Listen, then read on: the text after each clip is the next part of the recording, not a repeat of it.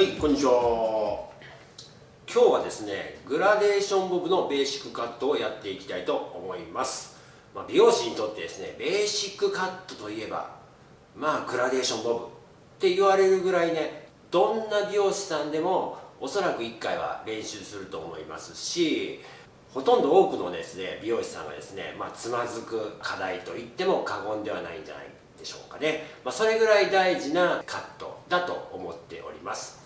でですね、今回、うちのグラデーションボブはですね、3種類用意しておりまして、こちらのですね、グラデーションボブ1ですね、基本的なグラデーションボブですね。これ、今回やっていきます。そして、グラデーションボブ2、ちょっと形が違うグラデーションですね。サロンワークで割とこういうバランスを切ることがあるので、用意してますね。で、ハンサムショートっていう感じになっていきますね。で、どのように違ってくるかと言いますとですね、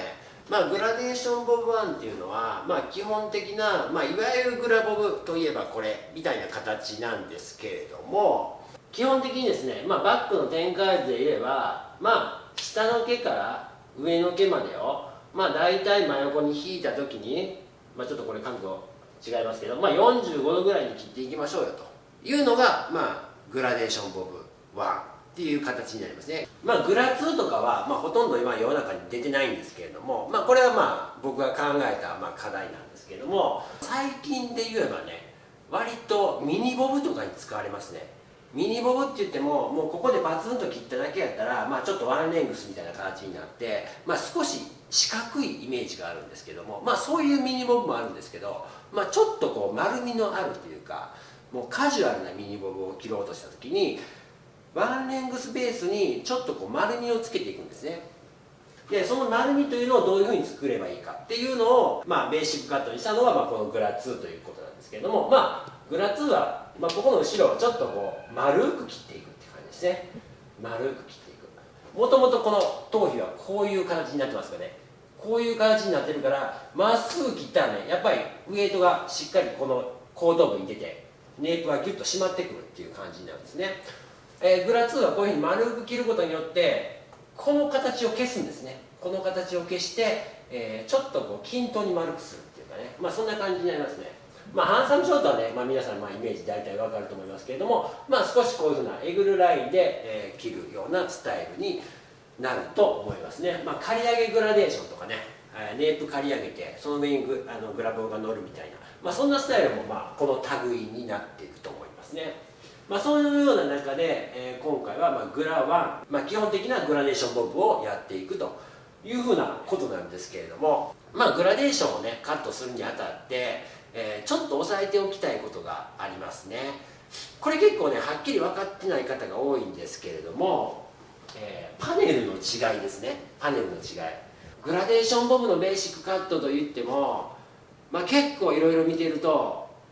人によって切り方が違うんですよね。グラデーションボブをね縦パネルで切るっていうようなベーシックカットは僕はあんまり見たことないんですけども、斜めパネルもしくは横パネルで切ってるっていうふうな、グラデーションボブっていうのはありますね。でこれどう違うんだって話なんですよ。縦パネルグラデーションとかね、横パネルグラデーション、斜めパネルグラデーションとかって言って、そのパネルの違いをこのスタイルの違いで表現しているような、そういうふうなカットの本もあったりもするんですけれども、これですね、縦パネル、横パネル、斜めパネルっていうのはただ単に高い段、これが切りやすいってことなんですよ。縦パネルは。横パネルは低い段が切りやすいってことなんですよね。で斜めパネルはその中間だっていうことですね。割とどちらにも対応できますよっていうふうな、そういうふうなことなんですね。で高い段っていうのはどういうことですかっていうのは、ワンレングス切ったら大体これぐらいの感じになりますから、これをどんどんこういうふうに上げていくと、こういうふうなね、まっすぐな、ここをまっすぐに切ってみましょうとかっていうスタイルももちろんあるわけですね。でこういうのを高い段って言いますね。低い段はこのワンレングスに近い、これぐらいの段ですね。45度からもうちょっと下げて30度とかね、そういうふうな低い段っていうのは、横パネルの方が、切りやすいっていうことなんですよ。切りやすいってことね。だから例えば45度のグラデーションでも、今回はね、その中間の斜めパネルでカットしていきますけれども、横パネルでもカットすることができるし、縦パネルでも理屈がしっかり分かればカットすることができるわけなんですよね。だからこの縦パネル、横パネル、斜めパネルっていうのはこれ自体がスタイルではないし、絶対これで切らないといけないっていうわけでもないんですよね。理屈が分かれば同じようなグラデーションを縦でも横でも斜めでも切れるというふうになりますね。そういうふうな感じで分かってくると、グラデーションがかなり理解できたというふうに言えるんじゃないかなと思いますね。でもう一個ですね、多くの人が迷うところなんですけれども、これですね、45度ね、45度ってどこなのっていう話なんですよ。これで見たら、あ、そうですよね、でまっすぐ横に引いてこういうふうに、斜めの角度が45度なんですよねっていうふうな話なんですけどね。それはそうなんですよ。それはそうなんだけれども、実際のカットしていくときにこの頭に対して髪の毛をまっすぐ横に引いて、ね、全部こうやって横にバーって引き出してくれて、それをねこういうふうにもう刀みたいなんでパスンと45度に切れるわけではないんでね、これをこうやって斜めにねこうやってパネルをね割って45度を揃えていかないといけないってなってきたら、あれ45度ってどこなんですかっていうふうに皆さん迷子になるんですよね。切ってる時に迷子になる。カットしたことない人が今聞いてもちょっとピンとこないと思うんですけれども、これね定義がありまして、これもほとんど言われてないことなんですけれども、定義がありましてね、文章で書くとこういうことになる、はい、45度ってどこ？頭皮から垂直に立ち上げた髪をまっすぐに床に対して45度になる位置でパネルに対して垂直にカットしたライン。わけが分かんない、わけが分かんないですよ。でもねこれをねちょっと分かっておくと、斜めパネルでカットしてる時に、あれこれどこで切ったらいいんやろ、どこに合わせばいいんやろってなった時に、この理屈が分かってくると答えっていうか切る場所を見つけることができるんですよ。それをちょっと、解説していきたいと思いますね。まずはじめに、はい、ちょっと今日ねこれ実際にカットしていくウィッグなんですけれども、もうサラのウィッグをバッサリここ長さ切っただけのウィッグですね。まだまだ長すぎるんでちょっとこれの解説していきたいと思います。で例えばこういうふうに割りましょうね。さあこの毛束ね、この毛束45度ってどこですかってなった時に、グラデーションっぽく切る時ですよ。45度ってどこですかってなった時に、まず頭皮に対してまっすぐ立ち上げましょう。まっすぐ、これまっすぐですよね。これはまっすぐじゃないですよね。頭皮に対して分かりますよね。今これまっすぐですね。でこれまっすぐじゃないですよね。まっすぐですよね、頭皮に対してね。なんとなく分かりますね。これまっすぐじゃない、これもまっすぐじゃない。ほらここまっすぐじゃないですかね、分かりますよね。これまっすぐ頭皮に対してまっすぐ立ち上げました。で頭皮に対してまっすぐ立ち上げた髪を床に対してまっすぐ45度に下げていきましょう。ここですね。これぐらいですよね。これぐらい、これぐらいがこの毛束で言えば切るべきポイントなんですよね。引いてくるべきポイントなんですよ。わかります？ならどういうことが言えるかって言ったら、例えばこの髪の毛とこの髪の毛でいきましょう。この髪の毛ね、はい、この髪の毛が頭皮に対してまっすぐってここですよね。ちょっと頭皮の向きこっちと違うからね、ここですよね。こうじゃないですよね。こうでもないですよね。これちょっと後ろですよね。ここですよね。でこれが45度に2つとも45度に下げましょう。床に出して45度。これはね頭の先端をまたいでるラインなんで、なかなかこういうふうなパネル取らないんですけど、ここのパネルで言えばね、ここのパネルで言えば端っこのこれとこれを結ぶラインが45度のグラデーションにおいて切るべき角度ってなってくるわけですよ。言うてる意味わかりますかね。これ例えば横パネルの場合ですね。例えば縦パネルで45度のグラデーションってどう切ればいいのかって言ったら、ここの毛が頭皮に対してまっすぐってここぐらいですよね。頭皮に対してこうじゃないですね、こうじゃない、こうでしょ。でこれを床に対して45度に下げたらこの辺りですね、この辺りで、上の毛が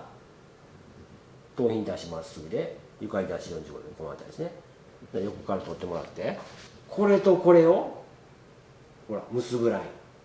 こんな感じですかね。でこのパネルに対して垂直にカットするラインっていうのが、45度のグラデーションって言えるんですよね。だから45度のグラデーションを縦パネルで取ろうと思ったらまあまあこうやって潜り込んで切らないとダメでしょ。だから45度のグラデーションを縦パネルでこうやって潜り込んで切ることもできるんだけど、それするのはかなりしんどいんで、体的に難しいんで、なので45度のグラデーションを縦パネルで切るのは適さないと言えるわけですね。これを覚えておくとですね、かなり見失いにくいというか、切るべきポイントね。はい、ここは45度ね、頭皮からまっすぐ立ち上げたところがここですね。で45度ぐらいまで下げましょう。この辺は頭皮の向きはこっち向いてるから、こんな感じですね。ほら、これとこれを結ぶラインになってきますね。こういうラインですね。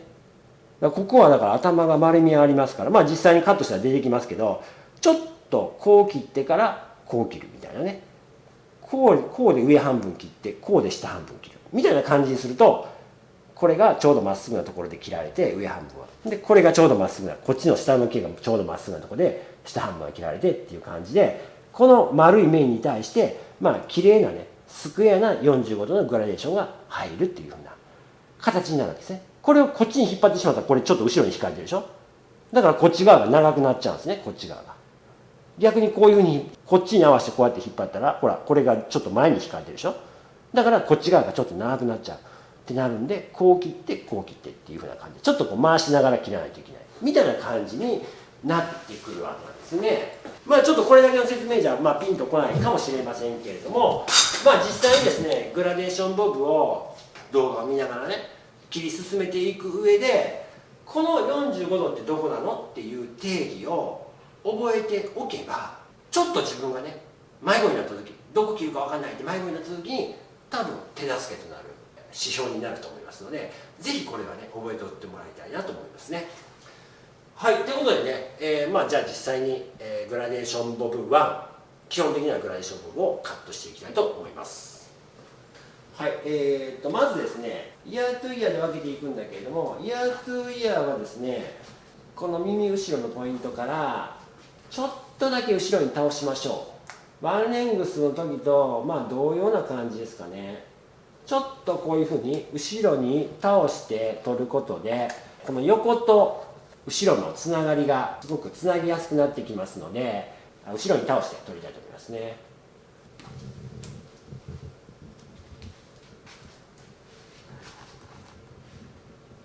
それでバックは基本的に3段に分けてグラデーションを入れていくんですけれども、まず初めはですね、ちょうど頭がこう下向いてる部分ですね、下向いてる部分からネープまでを取っていくと。ワンレングスの時にも言いましたけれども、これもですね、きっちり超まっすぐにスライスラインが分けられてないといけないということはないですね。全てを45度に切っていきますので、多少別にスライスラインが歪んでても、そんなに問題ないという感じになります。はい、では実際にカットしていくんですけれども、多くの場合グラデーションボブカットといえば、まずこれから入るんですよ。こう斜めパネルから入って、いきなりこういうふうに切っていくと。ちょっと長めに切りますけど、こう切っていくと。ね。こう切った。ほんで、これが長さになるというふうな感じから入るんですね。で、最後にこういうふうにラインを切っていくと。ちょっとガタつきますから。斜めパネルで切って長さ決めるんで、ちょっとガタつきますから、最後にラインを切っていくというふうな、工程になるんですけれども、今回はですね、一番初めに長さを設定して、そこから、段を入れていくというやり方を選択したいと思いますね。で、なぜ、このやり方を選択していくのかと。実際に段を入れてから、長さを切るのと、こういうふうに長さを切ってから段を切るのと、どういう違いがあるのかっていうことに関してはですね、日産 TV の方で解説してますので、詳しくは、そちらをご覧ください。今回グラデーションボブ1に関しては、まず一番初めに長さを切ってから、グラデーションを入れていくという形をとっていきたいと思います。そちらの方がですね、初めての方は、かなりちょっとスタイルのイメージが出しやすいので、まずはこちらからやっていきます。で、段入れて、長さを最後ちょっと決めていく、整えていくっていう方法に関してはハンサムショートでやっていきますので、グラワンに関してはまずこちらのやり方を選択していきますって感じで、まず長さを切りました。はい、で、慣れてきたら、こういうことする必要もないんですけど、初めなんでちょっと真ん中で割っておきましょうかね、見やすいようにね。で、ここからこういうふうに斜めに進んでいくという形になりますね。で、この斜めの角度が割っていく角度、これが45度なんだっていうふうな教え方もあるんですけど、確かに45度でこういうふうに斜めでスライス取っていったら、45度に引きやすいのかもしれないですけど、例えばこういうところとかも45度とか取れないじゃないですかね。これはこんなとことか45度で割っていこうとしたらもう何個も切らないといけないっていうことになるでしょ。もうこんな時はほぼ横スライスになっていくわけですよ。ここ切る時とか横スライスの方が便利っていうことになってきますから、なのでスライスラインは斜めで切ると45度が引きやすいですけど、スライスラインを45度っていうふうにこだわる必要はないですよ。はい、まずちっちゃく取っていきましょうね。分かりやすいようにだっかり止めておきます。はい、取ってきました。はい、こういう感じなんですね。ほら、こういう三角形が出てきました。で、斜めに引っ張りまして、おそらくだいたい45度の角度ですね。この角度はもうね、最終的にはこう感覚で覚える必要があるんですけど、これを切っていきます。これを引いたパネルに対してまっすぐ切っていきます。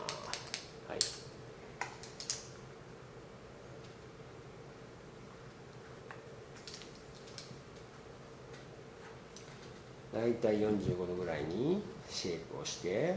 で引いたパネルに対してまっすぐ切っていきます。はい、ですね。だいたい3枚目ぐらいで、ここですね、三つ襟を含むラインに来ますね。ほら、三つ襟ね、ここね、三つ襟、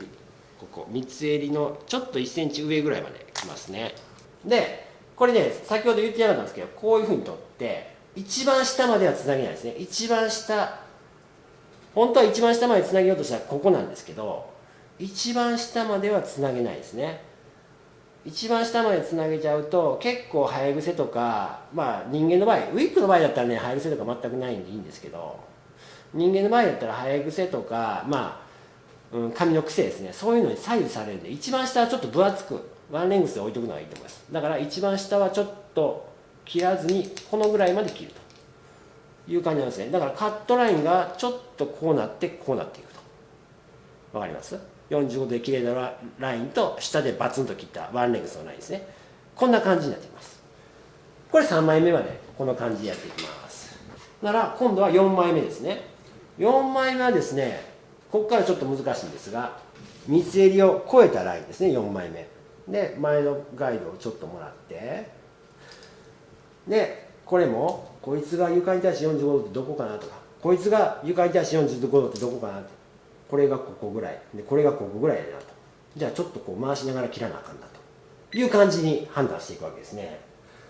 でこれを45度に引っ張ってきたら、三つ襟を越えた4枚目ラインからは端を残さずにしっかりとこれをまっすぐね、ここをまっすぐ、頭皮からまっすぐのところで45度のこの角度に下げて、しっかりとこの一番端っこまで切っていきます。こうですね。はい。でこれもこうですね。これも一番端っこまで切っていきます。しっかりとこの両端をね、頭皮からまっすぐ、そして床に対して45度っていう位置を意識して切っていきます。もうここになったらもうパネルと関係ないんで、こいつが頭皮からまっすぐ、ほんで床に対して45度の位置はどこかなと、こいつがねっていうのを意識して他のガイドに合わせてカットするとグラデーションができるという感じになりますね。反対側も同様ですね。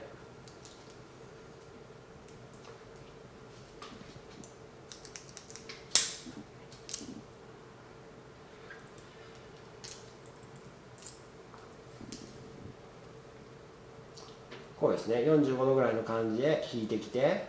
で一番下までつなげずカットする。ここが三つ襟の1センチ上まで含むラインですね。ここですね。ここまではグラデーション入れないので、ここまで取っていきますね。3枚目のラインで。で、こうですね。引いてきて、こう切って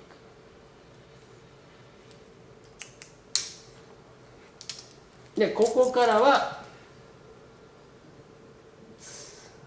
端っこまで切り進めていくって感じですね。ここをね、結構こっちに引けないですね。こいつが頭皮からまっすぐってここじゃないですか。ここじゃないですか。でもこいつをこう引いちゃうんですよね。こう引いちゃうがために、ここにグラデーションが入らずに重たく残ってしまうっていうパターンが非常に多いですので、しっかりとこの位置ですね。この一番端っこの毛が頭皮からまっすぐ引かれた状態で45度の高さっていう位置で迷わずカットしていくということが結構大事ですね。ちょっと細かい作業になりますけども、こんな感じですね。はい、常にこの辺見てます。端っこと端をよく見てます。パネルの端と端を。こういう感じですね。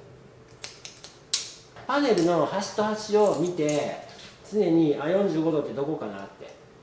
いうふうなところを意識しながらカットしていくと、結構ね、斜めスライスから横スライスにこう変換していくんですけど、その中でもね、しっかりとね、その45度の位置っていうのを見失わずに切れるという感じになってきますね。はい、下段終了しました。じゃあ次ですね、ミドルセクションいきましょう。で、ここはですね、頭が上を向いてるところ以外のところを取っていきますね。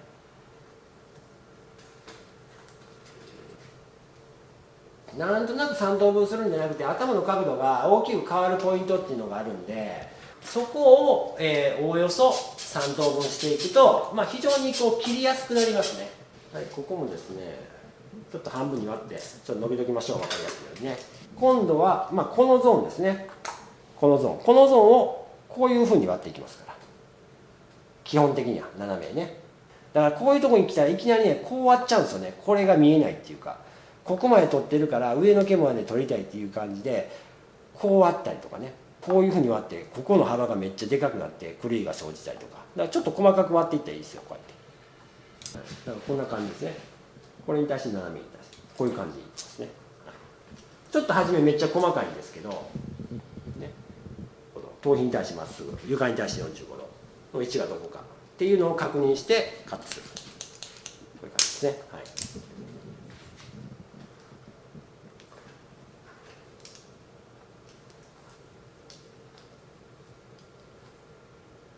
結構頭皮の向きもぐるぐる変わってくるんで、すごく見失いがち、切る場所を見失いがちなんですけどね。はい、常にパネルの端と端を意識して、頭皮に対してまっすぐ、床に対して45度っていう位置がどこかっていうところですね。で今こんだけのパネル取ってるわけじゃないですか。ここだったら斜めのスライスで取ったら結構この四角を長い範囲で取れちゃうんで、この一辺がすごい長いんですけど、この長い時もこうやって一色単に切ってしまうと相当寄せてしまうんでね、ちょっと分けて切ってもいいと思いますね。こうやってこういう感じですね。であとはこっちはこっちで切っていくっていう感じですね。はい、頭皮に対してまっすぐ、床に対して45度、大体この辺かなって。そんなに精密に合ってなくても大体のバランスが合ってたらいきますんで。で今こう切りましたね。こう切った時、今度は頭皮がこちらに向いてくるからこっちに回ってこないときや。これがスクエアの45度ですね。45度のグラデーションってことですね。同じ位置で切っちゃうと、今度は頭皮こっち向いてますからね、ここまで回ってくるわけですよね。はい、同じ位置で切っちゃうとちょっと後ろに引っ張ったりとかっていうふうな前下がりのグラデーションが入ると、いうふうな感じになりますので、まずはやっぱりね、スクエアなグラデーションを覚えておくと、前下がりとかっていうのは割と簡単になってきますから、まずはこの切り方でやってもらいたいと思いますね。ぐるっと回ってくる。常に自分が切る中心のポイントが頭皮に対してまっすぐ立ち上がっているのかどうかってことですね。こうですね。今ここ見てます。はい、って感じになりますね。この辺ぐらいはもう一気にいっちゃいましょう。ね、こいつらが頭皮に対してまっすぐかどうか、ね、もうここもこういうふうに割っちゃってるから斜めで取ってきたんだけどなんか横スライスのイメージになっちゃうでしょ。そうなってくると非常に分かりにくいんで、常に自分の切っている、今ここ見てますね、切っている中心が頭皮に対してまっすぐ解かれてて45度ぐらいの位置で引かれてるかどうかっていうのを確認してますね。はい、そうすると自然にこういうふうに手が回ってくるという形になってきますね。で綺麗にグラデーションが入ってきます。反対側は今度はこの四角ですね。この四角に対してこういう感じで割っていくと、ね、どうしてもここでこうやって割ってる分、上には横スライスに見える面が出てきちゃうんですけどね、そういうのにごまかされないって感じですね。なのでまず第1パネル目これぐらいかな、取っていきましょう。パネルが歪んでたとしても自分がちゃんと切る場所、今これを切りたい、こいつやからこれを切りたいから、この辺やな、この辺の毛ですね、この辺の毛が頭皮に対してまっすぐ、床に対して45度でどの辺かなと、その辺に引いて、でパネルに対してまっすぐ下のガイドに合わせてカットするという感じですね。頭が丸い頭に対してまっすぐなスライスを取り続けるっていうことはこれちょっと不可能なんでね、どっかでやっぱ歪みが生じてきますので、その歪みが生じてきた時にも対応できるようなこの引き方っていうか、そういうのを覚えないといけないですね。って感じ。慣れてきたらなんとなく感覚でスパンスパンといけたりとかするんですけどね。はい、これですね。ここ見てます。で今度この辺見てます。この辺がおおよそ頭皮に対してまっすぐな位置か。で今度この辺見てますね。ほら頭皮の向きがどんどん変わってくるからパネルの位置も全然違う位置になってくるわけですね。これを覚えるのがなかなか難しいですよ。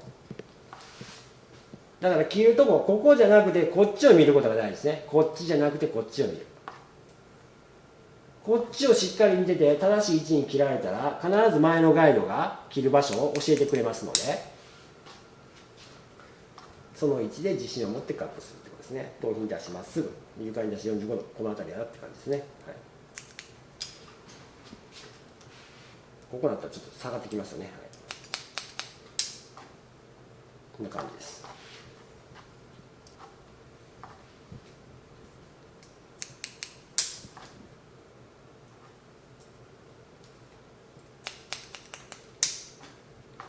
はい、これで2段目できました。はい、一番上段です。一番上段なんてね、ほら、こんな三角形ですからね、パネルは。ほら、三角形でしょ、こういうふうな。でこれをこういうふうに斜めに取っていくと。もう最後は結構ね、なんかもう横スライスなんかどうか分かんないような感じになってきますんで、だから常にその頭皮の向きに対してまっすぐな位置でカットする。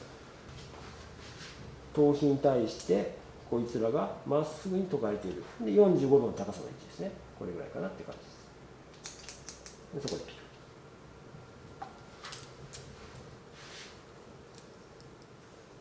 こうですね。はい、難しいですよ、この辺ね。かなり難しいですよ。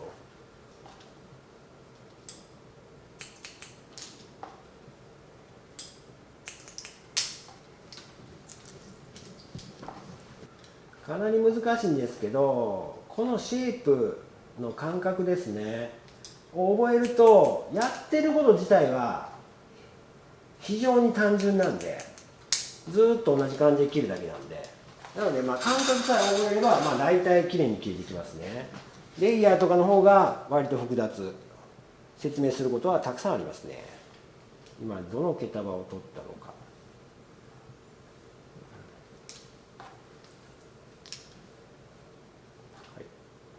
頭皮に対してまっすぐ45度、こんな感じ。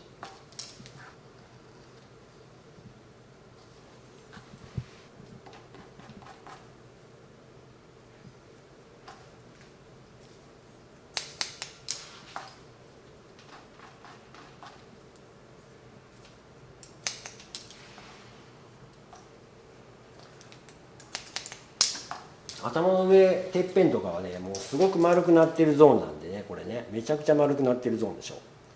だからすごいこう回っていかないといけないですね。回りながら切らないといけない。例えばここだったら絶対この辺なんですよね。頭皮に対してまっすぐで床に対して45度。でもここなんてきたらもう絶対こうですね。こういうふうにこの辺りの位置ですね。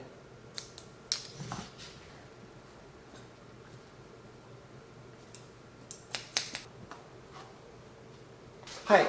完成しました。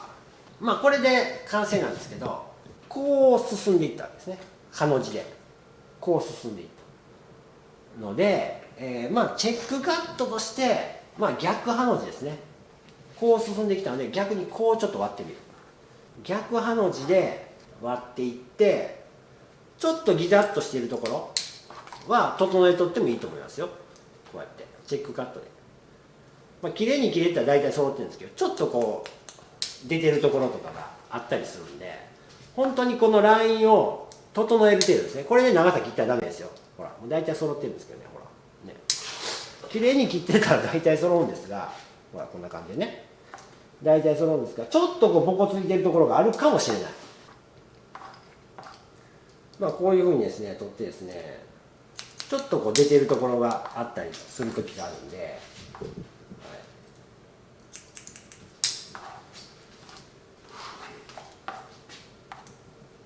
まあでも大体こうね、大体つながってたら OK ですけどね。というふうな感じで、まあ、チェックをしてもいいと思いますね。そうすることによって、段のつながりが、まあ、より一層出てきますんで、ウエイトカット終わった時点でこんな感じですね。これね、まあ、もちろん、まあ、センニングとかそんな一切もせず、さっきの45度で切った状態ですね。ウエイトがあってネープがくびれて、ある程度ここが上がってきているという、こういうふうにこうグラデーションボール、ここでもうライン入れたらグラデーションボールの形になりそうでしょ。まあ、そういうふうなイメージができていればいいですね。これがバック切った状態ですね。サイドの方のねカットに移っていきたいと思います。サイドなんですけども、日産 TV 流に言うとですね、初めにちょっとアウトライン切りたいと思いますね。まあ、その方が、まあ、スタイルをちょっと決めていきやすいんで、初めにアウトライン切りたいと思います。だから第1線ですね。まあこれぐらい落としましょう。ちょっと1センチぐらいかな。でここでアウトライン決めていくんですけど、まあ、ちょっとしっかりとこのもつれっていうかね、たるみをほどくようにシェイプをして、でここからこう上がってきてますよね。ここからこうほらこういう感じでちょっと上がってきてるのが分かると思いますね。グラデーションが入ってたら。で後ろにウエイトがあると思いますね。こうやってで乾いたらどんな感じのウエイトになるかなって、ちょっと乾いてこう少しブローしたらこんな感じかなって、でここが上がってきてるかなっていう感じですね。で多少この時点で自分の中でちょっと上下もできるんですけど、ここの上がってきてる感じとここのウエイト、このラインですね、それにつながるようにこのこう上がってきてこう上がってきて、こういうふうにウエイトが来てるのにつながるようにちょっと前下がりにラインをカットしていく、はい、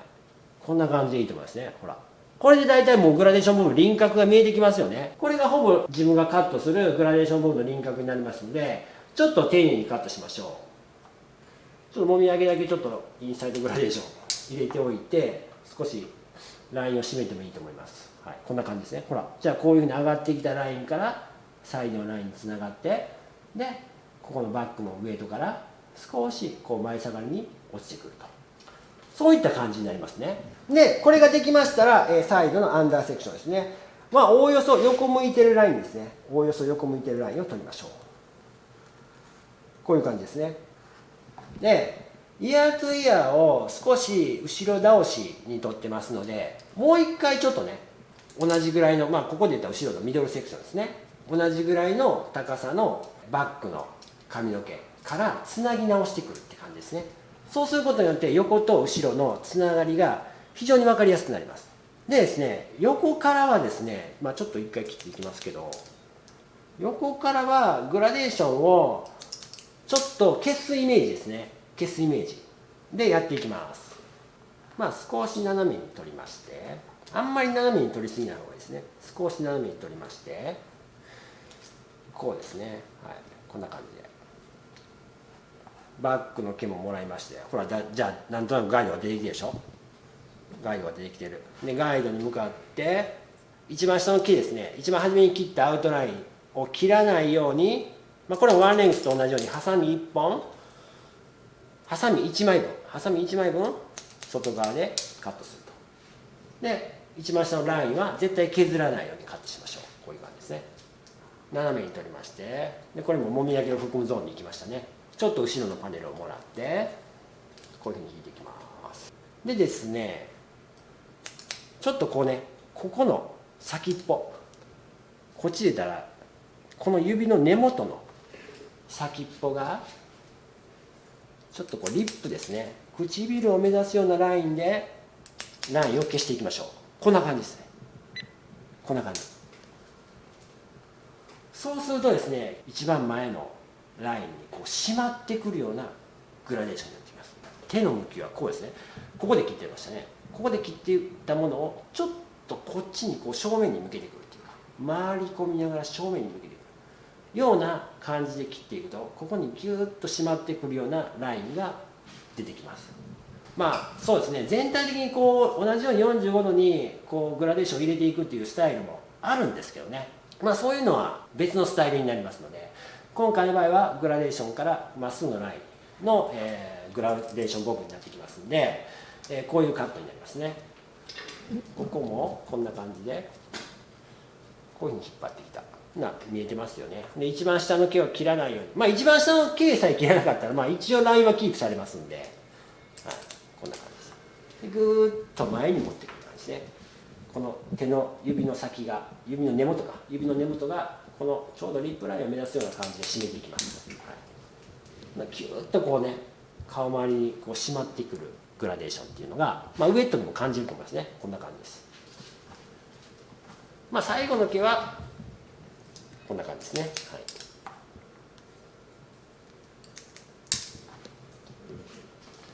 これでいいと思いますね。さて上段なんですが、上段ね非常に多いですね。非常に多いんで、どういうふうに取ろうかというとですね、ちょっとねイヤートゥイヤーをこう後ろに倒してますね。だから頭が一番高い位置がここですね。でイヤートゥイヤーで今分けている位置はここなんで後ろに倒してますね。で非常に多いんで、これを一発で切ろうとするとすごい長いスライスができたりとかして、結構初めてやる場合は難しいんで、まあ全然一気に切れるんですけどね、まあでも難しいんで、慣れてない人はこの一番高い点ですね、高い点からここの残ってる真ん中ぐらいの点ね、ここはちょっと別で切りましょう。こんな感じですね。こんな感じで割ってもらえばいいと思いますね。でこれ最後に切ると。さてさて、もうここになってきたらですね、もうほぼ後ろのバックセンターからもう一回回ってこなあかんという感じになりますね。なのでバックセンターからもう一回回りましょう。とりあえず取ってしまって、はい、残ってるけどどこですかと。こんだけ残ってますね。でこれが頭皮からまっすぐで45度ぐらいとこの辺かなと思って、とりあえずこの辺で切るという感じですね。はい、こうやってもう一回後ろから回ることによってかなりつながりが良くなりますんでね、すごくこれはもうパネルがいびつな形になってます。このブロックですか、ブロッキングもすごいいびつな形になってるんで、斜めをどう取ったらいいのかっていうのが分かんなくなってきますね。分かんない場合はちょっと細かく分け取って、自分が今どこ取ったんだっていうふうなところを確認しましょう。長い木が出てくると思いますからね。こんな感じでこれを切ればいいということですから、これも横の木なんでこう回ってくるわけですね。こう回ってくる。常にこの指の根元の先がこのリップラインを目指すような線上ですね。こういう線上、わかりますか？こういう線上、こういう線上で切っていくと、まあ大体こうつながってくると思います。段がまっすぐの45度から横に向かってはリップラインに向かって締めていくイメージでカットですね。こんな感じでいいと思います。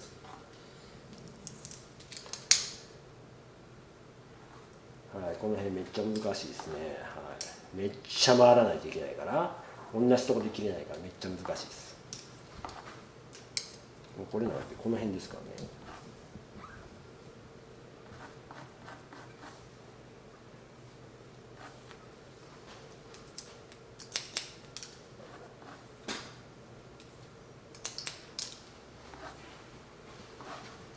横の毛になってきたら、45度ぐらいに引くんですが、常にこれを唇の方ですね、リップに傾けて、それに沿って回っていく感じですね。こういう感じで。はい、こんな感じです。スライスラインもめっちゃややこしいんで、でもスライスラインがどうであれ、先ほどの45度の位置と横に行くに従ってリップの方向にこう回っていくという2点が分かっておけば、狂いはなくなってきますんで、こんな感じですね。はい、リップ方向に回っていきます。で、一番上の毛も下ろします。これぐらいのパネル一気に切っちゃってもいいんですが、一応ベーシックなんで2つぐらいに分けましょうか。2枚ぐらいね。はい、自然に落ちる位置で解いたら、ほらこの辺から今毛がありますね。同じようにぐるっと回してくる感じですね。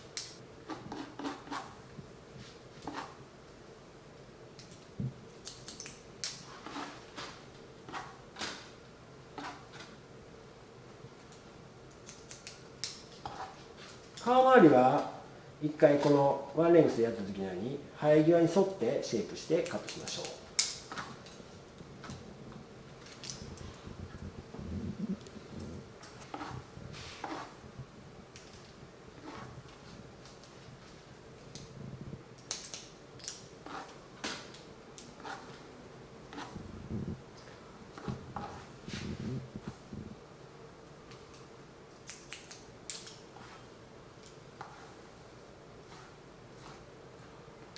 はい、こんな感じで全体カットすればこういう状態ですね。ウェットといえどもグラデーションボブの、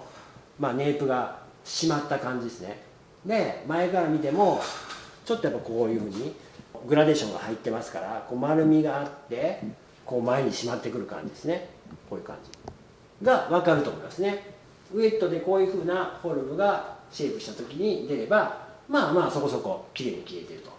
いうふうな感じで言えると思いますね。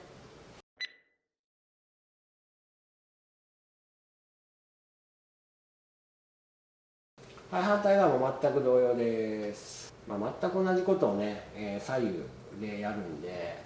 同様といっても手の使い方が逆なんでね、ワンレングスの時もそうでしたけど、向こうサイドは前から掴むことができましたけれども、こちら側は後ろから使いますよね。こうやってちょっと後ろから使う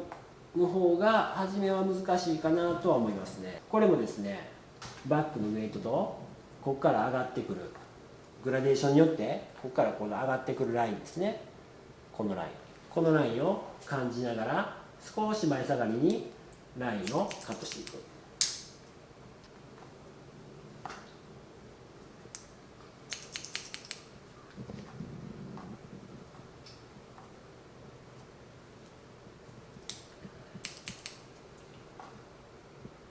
若干インサイドグラデーション入れててもいいと思います。ここでね、左右の長さもしっかりとチェックしておくとかですね、微妙に角度が少しある程度自分の中で操作できる部分があると思いますので、そこを操作して後ろのウエイトからのつながり、ここの上がってくるところからのつながり、そして向こう側との左右の長さのバランスですね、それを含んだこのラインに設定していくという感じになりますね。はい、では反対サイド中段ですね。やること一緒なんでちょっとペースを上げてやっていきたいと思います。そうですね、斜めに取りまして出ているところをカット。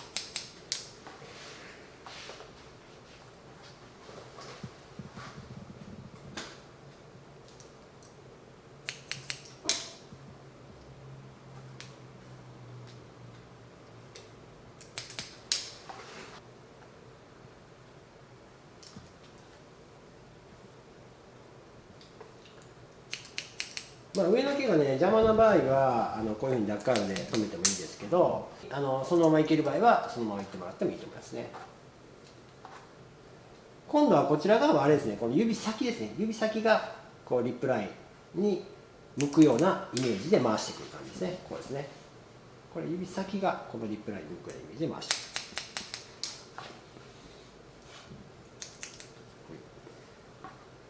特にここの下の部分ですよね。下の部分である程度その綺麗なラインが出てないと、なかなか厳しいですよね。はい、グラデーションボールの場合は。基本的には段が入ってますので、上のラインでこのアウトラインを作るってことはできないんでね、もう下のラインで大体アウトラインが決まってきますので、下のライン、この状態である程度こういうふうな自分の思い描いているようなこのグラボブの輪郭ができてないと、なかなか難しいと、いう感じになってきますね。逆に言えばその土台がある程度きれいに切れてたら、上はそこそこつながっていれば、なんとか形にはなりますよと、いうことが言えると思いますね。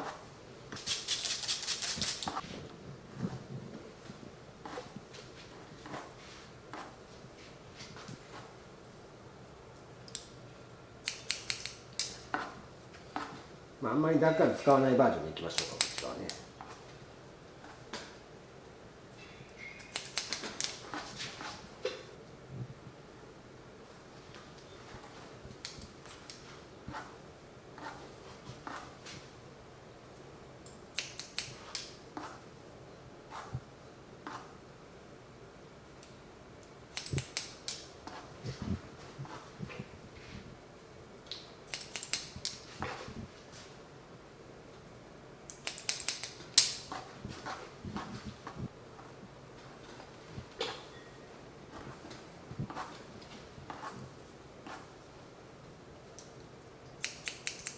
常に指先がリップを目指しているっていう感じですね。こうですね。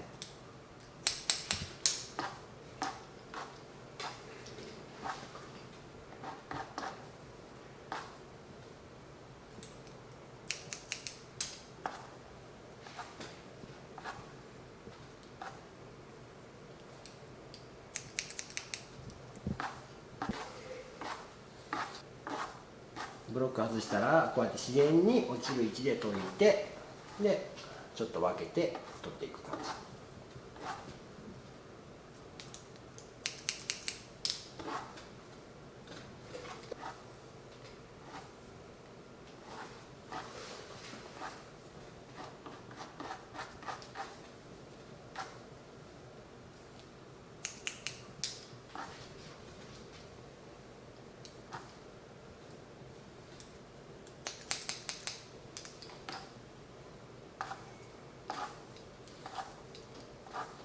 顔周りは一旦生え際に沿ってシェイプして、リップを目指すようなイメージですね。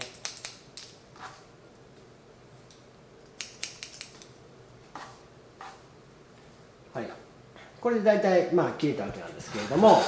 で、ワンレングスでやった時と同じような感じで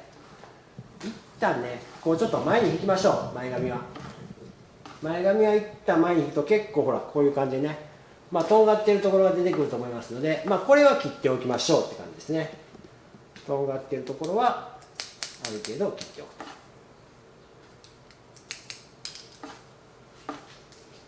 と。そうするとね、左右のつながりも良くなってきますから。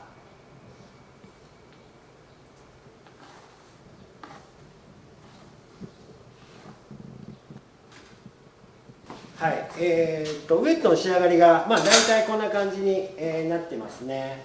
もちろん全く、空いてない状態で、ブラントカットで、グラデーションボブを切ったと、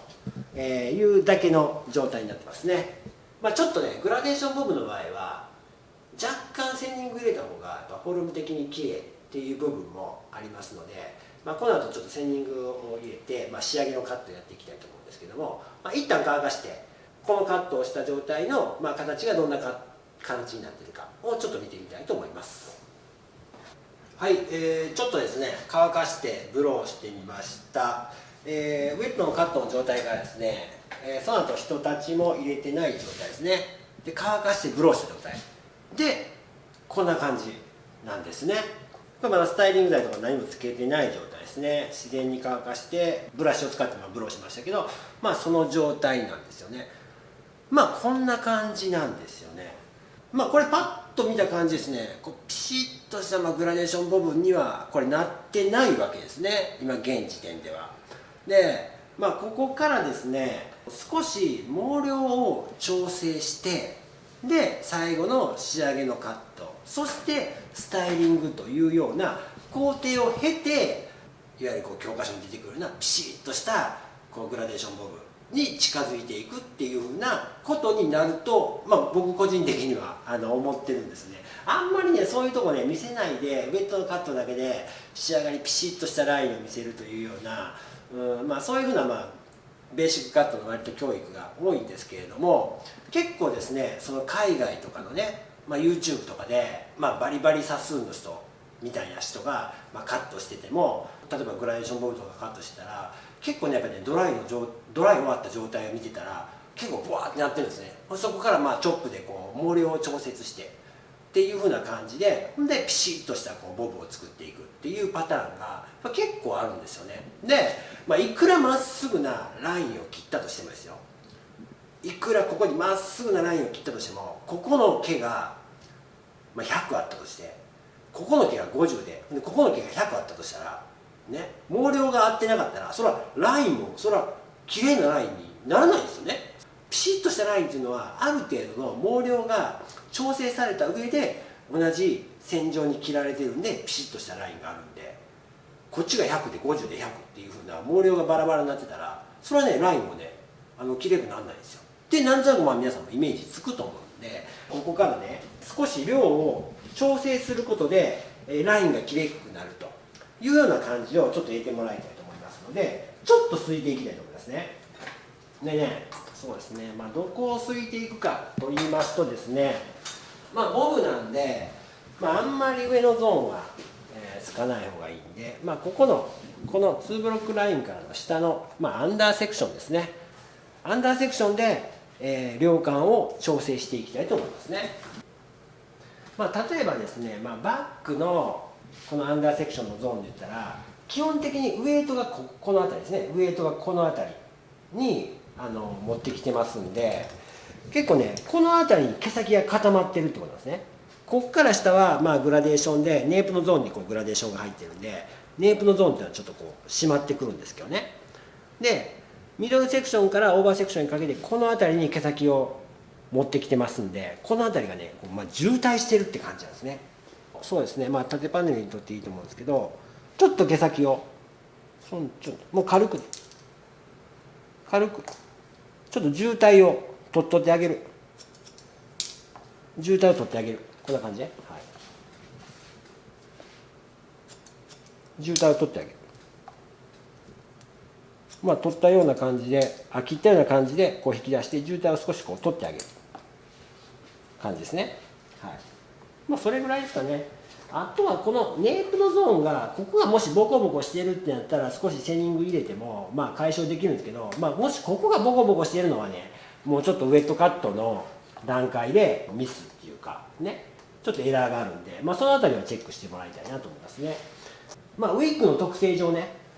これ見てください。ここの毛密度に比べて、ほら生え際の毛密度って割と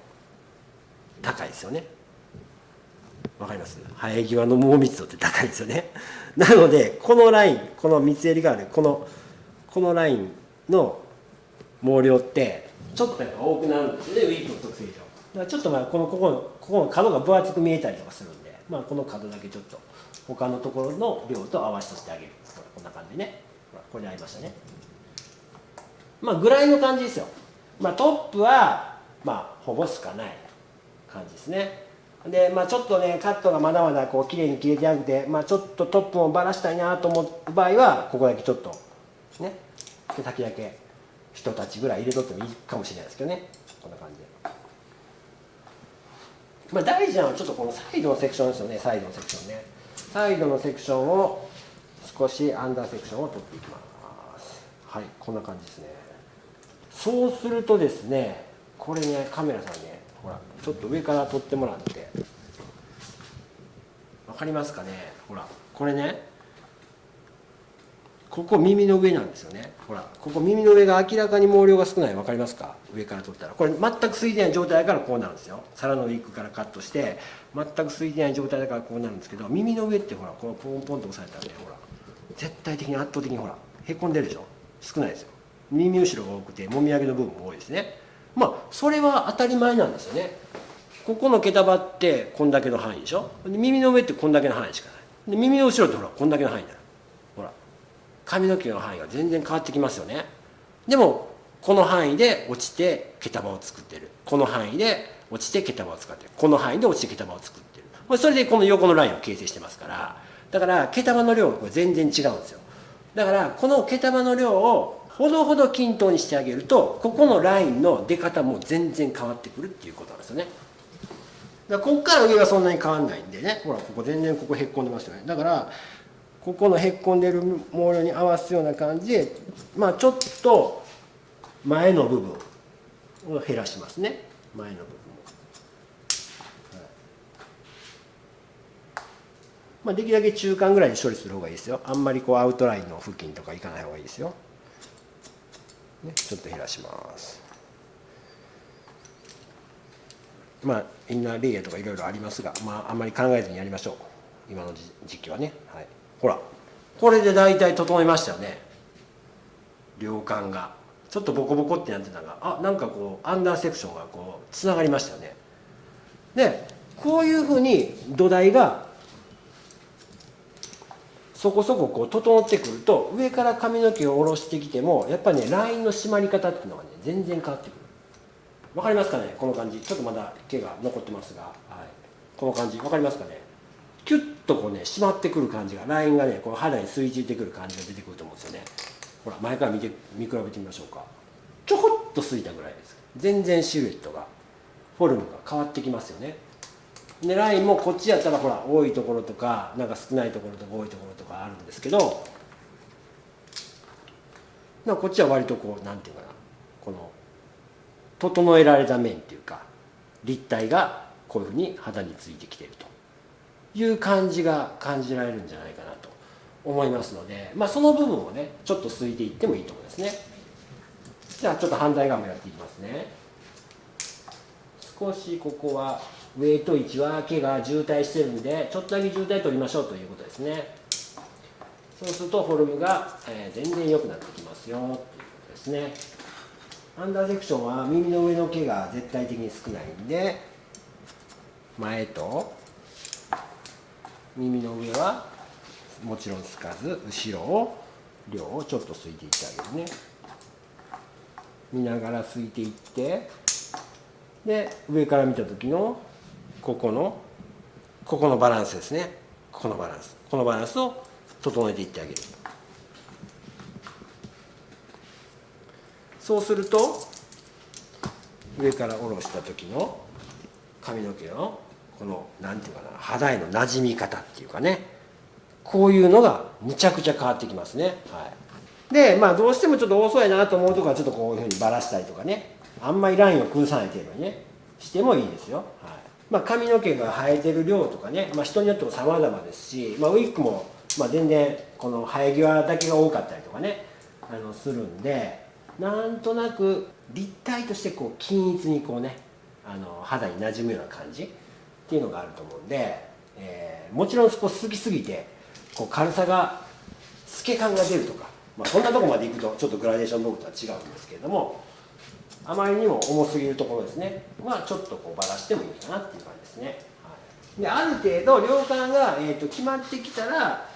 まあ、ここからですね、まあ、ちょっと細かいラインをね、まあ、チェックカットしたりとかっていうふうにやっていきますね。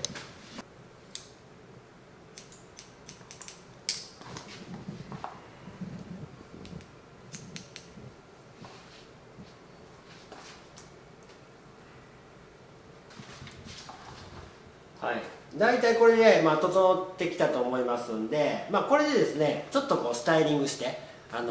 仕上がりを見ていきたいと思います。はい、ちょっとねアイロン入れて、少しオイルをつけてみました。スタイリングするとねまた先カット仕上がった状態とはまた全然変わってきますよね。全然こうかっこよくなってくると思います。こういう工程を経て、グラデーションボブが、その教科書に載ってるような感じの、スタイルになっているっていう風な、感じなんで、こう切った時にはね、なかなかこうピシッっていうラインっていうのはね、なかなか出にくいんですけれども、その辺は気にせずですね、しっかりとやっぱりこう引き出す角度ですね、そしてまっすぐカットして、ほんで全体的につなげていくっていう風なことを注意してやっていただければいいんじゃないかなと思います。はい、ちょっと僕も久々にね、グラデーションボブベーシック切ったんですけども、ちょっとなかなか納得いく仕上がりでは、ございませんけどね、僕より上手い人たくさんいると思いますけれども、切り方とかね、このグラデーションを入れる考え方とかっていうのは、